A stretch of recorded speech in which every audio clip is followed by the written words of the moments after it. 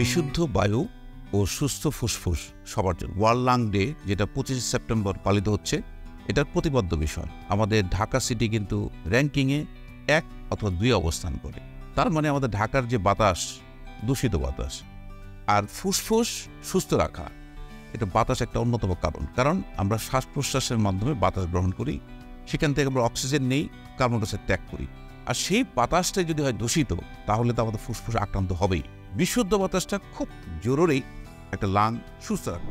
বক্ষব্যাধি নিয়ন্ত্রণ এবং এ ব্যাপারে সচেতনতা তৈরি করা, এ ব্যাপারে আরও উন্নত গবেষণা করা এবং যে জ্ঞান বিজ্ঞানগুলো বিভিন্ন প্রান্তে রয়েছে সেগুলো সর্বত্র ছড়িয়ে দেওয়াটা অনেক সহজ হবে। সেই পরিপ্রেক্ষিতে একটি ফেডারেশন গঠিত হয়, federation for international respiratory societies. এই ফেডারেশনের পক্ষ থেকেই ঠিক করা হয় যে প্রতি বছর 25শে সেপ্টেম্বর বিশ্ব ফুসফুস দিবস পালন করা হবে। ইম্পর্টেন্ট রোগগুলোর মধ্যে bronchial asthma, COPD, lung cancer, tuberculosis, pneumonia, এছাড়াও আইএলডি নামে একটি রোগ আছে যেটা ফুসফুসের একটি মারাত্মক ব্যাধি। যদি আপনাদের স্বজন বা ছেলে মেয়ে বা অন্য কারো যদি ফুসফুসে আক্রান্ত থাকে বিভিন্ন রোগে, বিশেষ করে ব্রঙ্কিয়াল অ্যাজমা বা সিওপিডি, ইনফেকশাস ডিজিজ, টিউবারকুলোসিস, এই সমস্ত ডিজিজে আপনারা হতাশ হবেন না। আপনারা আধুনিক চিকিৎসার মধ্যে দিয়ে নিঃসন্দেহে এই ডিজিজগুলোকে আমরা কন্ট্রোলে রাখতে পারি।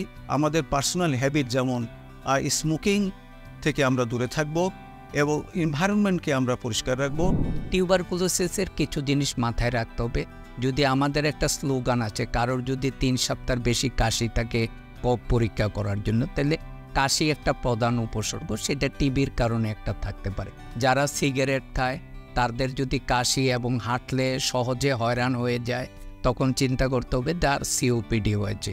তারপরে বিশেষ করে মিডল এজ যারা 40-র উপরে আছে, যারা অনেক দিন যাবত স্মোক করে, তাদের যদি কাশি অনেক দিন থাকে এবং তাদের কাশির প্যাটার্ন যদি ওষুধ খাওয়ার পরও চেঞ্জ না হয়, কাশির সাথে কখনো রক্ত যায়, বুকে ব্যথা থাকে, তারপরে যদি শরীর শুকিয়ে যেতে থাকে, তখন ধরে নিব ফুসফুসের ক্যান্সার হয়েছে। এরকম কারোর দেখা যায় যে খুব সহজে, যে সুস্থ ছিল হঠাৎ করে অনেক বেশি জ্বর হয়ে গেছে, সাথে কাশি, বুকে ব্যথা, শ্বাসকষ্ট, তখন আমরা ধরে নিতে হবে তার নিউমোনিয়া হয়েছে। শিশুদের ক্ষেত্রে ধরেন শিশুরা ভালো আছে, হঠাৎ করে যদি জ্বর হয়, সাথে কাশি থাকে, বুক ডেবে যায়, শ্বাসকষ্ট হয়, তখন ধরে নিতে হবে কোনো ভাইরাল ইনফেকশন হয়েছে। ডিজিজ ওয়াইজ যদি সিমটমগুলি থাকে, তখনই আমরা চিকিৎসকের শরণাপন্ন। আজকের এই ওয়ার্ল্ড লাং ডে উপলক্ষে আপনাকে বলছি, যখন ঘরের বাইরে যাবেন আপনি মাস্ক ব্যবহার করবেন। একটা জিনিস খেয়াল করেন, আমরা কোভিডের সময় সবাই কিন্তু মাস্ক ব্যবহার করতাম মৃত্যুর ভয়ে।